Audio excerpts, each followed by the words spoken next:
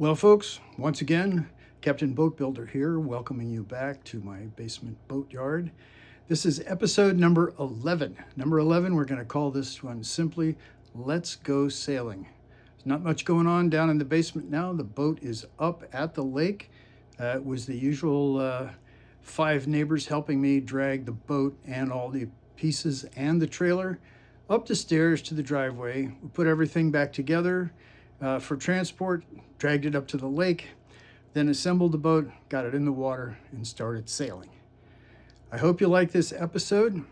The sailing at the end was in fairly light air, but you'll get a little bit of an idea of how the boat sails and how well balanced it is. Couldn't be more pleased. So once again, episode 11, let's go sailing.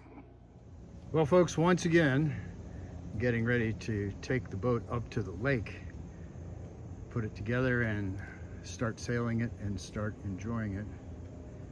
Here it is on the trailer. Again, this is a sort of a purpose-built trailer from a company called Trail-X. I have 3 of these now. They're excellent. They're all aluminum, so in theory there's practically no rust. They're very lightweight. The frame itself is quite flexible, which reduces the load on the boat. It's a single leaf spring and you get a pretty good ride with this. One thing I did want to mention, I've mentioned this before, but just as a reminder, you can see that many of the components in the Trail-X trailer are aluminum extrusions, and they fit together very, very tightly. There's not much tolerance, not much clearance, which makes for a great trailer, but sometimes when you're putting it together, it's actually hard to get the parts to slide.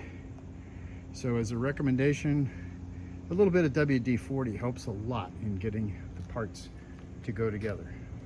But again, I can't tell you how much I like these Trail-X trailers. They're especially good for canoes, for kayaks, for sailing canoes, any boat that's sort of long and not especially beamy. These are good for narrow boats up to about 16 feet. So here it is on the Trail-X trailer. It's all packed up to go down the road. You'll notice that I've used the same wooden pieces that I made to hold the amas when the boat was under construction. They make great cradles, and I'm using them here just to cradle the boat, to cradle the amas on top of the boat. Also, the setup for transporting the mast. I believe we've shown you this before, but it's worked out pretty well. Now, as you notice, if you look at this contraption that I've made, we've got an awful lot of towels. That's because chafe will quickly destroy any varnish or any paint. So I've got a lot of towels, big ones and small ones, and I also have, as you can see, a total rat nest of bungee cords. And you'll quickly notice that there's no rhyme or reason for the way they're used. I just arranged them so, again, there would be no chafe, they don't rub on anything, and they hold the boat and all the boat parts quite securely. And the reason I've got so many bungee cords, and they're all over the place with no rhyme or reason, kind of goes back to a great American sailor, Gary Jobson. His great quote was, "If you can't tie good knots, just tie a lot of them." That's kind of how I feel about bungee cords. If you don't have a good system, and this is clearly sort of haphazard, if you don't have a good system, just use a lot of bungee cords.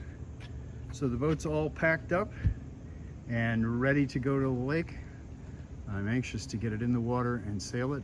I'll have some good video for you of the boat, and we'll let you know if it sails as well as I think it's going to sail. So now I'm up here at the sailing club, and I have the boat assembled. I'm not putting in the dagger board or the rudder. They'll drag.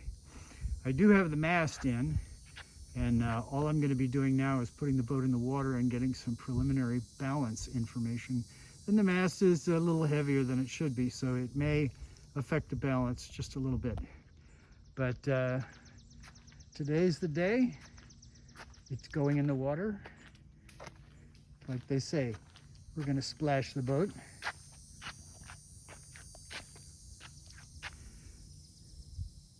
What I'll be trying to determine is if it floats with the correct amount of possible heel to the left side and to the right side based on the flotation of the amas, and also in the fore and aft axis on the pitch, how well balanced it is. So we're going in the water. So here's the boat sitting in the water. Looks to me like the fore and aft position of the hull is just about right.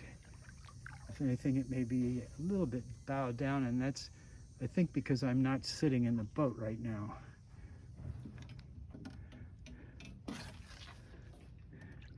You can see that the balance is still very, very delicate, and that's because both of the amas are clear of the water, which is pretty much what you want. You can see that the boat is sitting, it's kind of hard to tell because it's moving around, it's sitting just about level.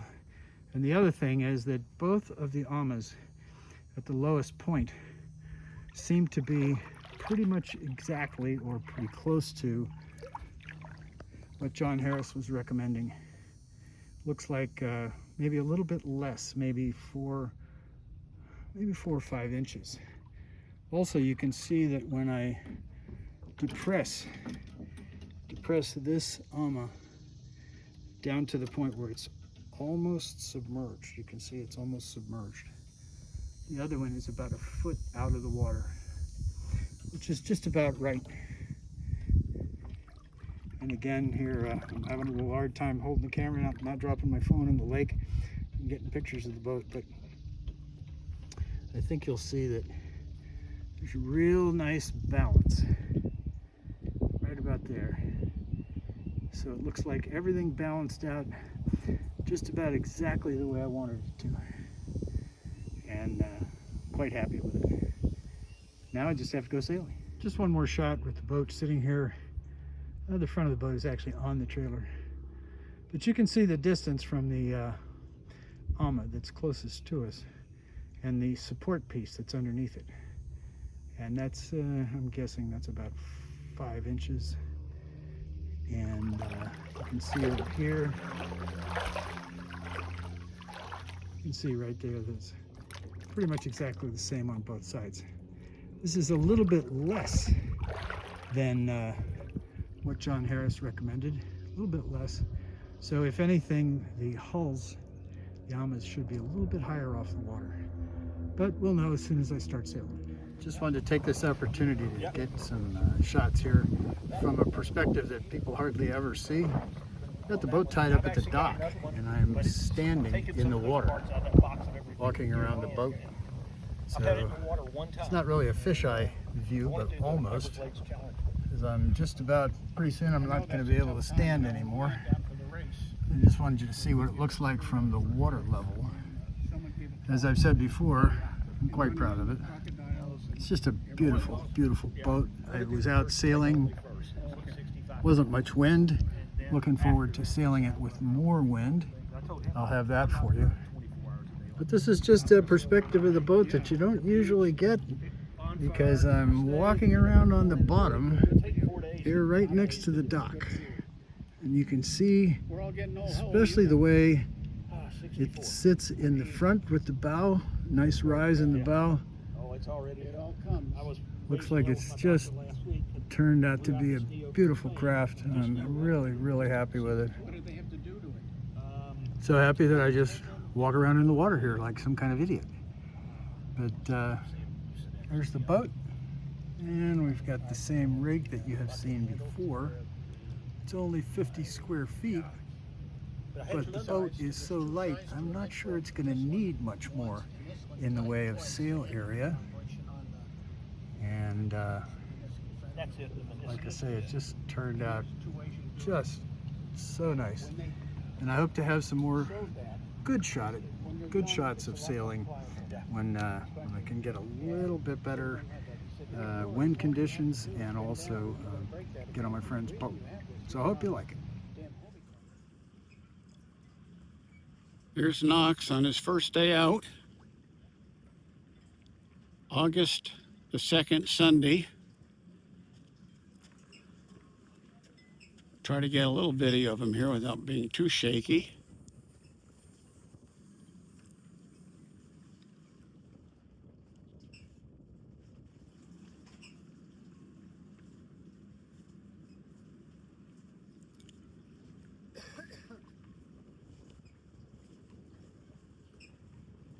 ready? I'm gonna come right up to the end of the dock here. I'm gonna toss you this line. All right. And we'll just tie it off.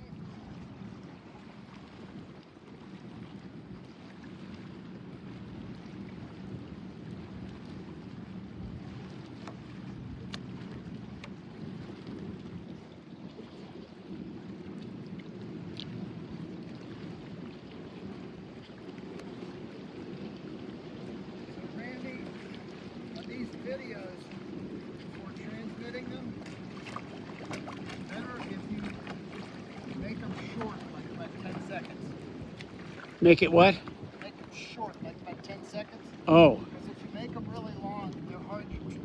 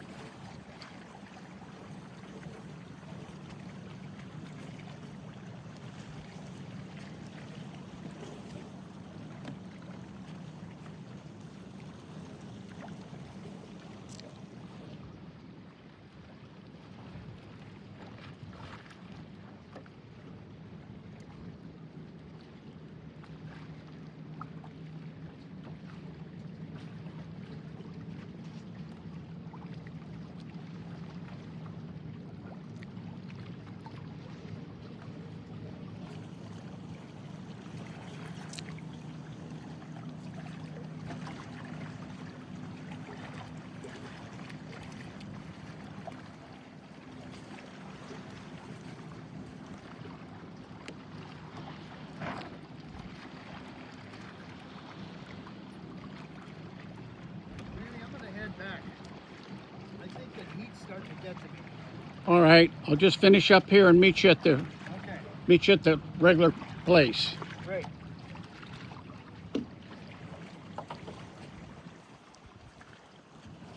Okay, Knox has decided to head back after we got a few short videos here. But he seemed to be doing pretty well for a first go around. Well, folks, as I close out today, I hope you enjoyed the video selections of a little bit of sailing here in the Southeast. I certainly did. And again, for the next episode, and I hope there will be one more episode, we'll be out on my friend's powerboat. We'll be taking some nice pictures of the boat in a little bit more lively sailing conditions. So we have that to look forward to. But until then, once again, thanks for watching. So long.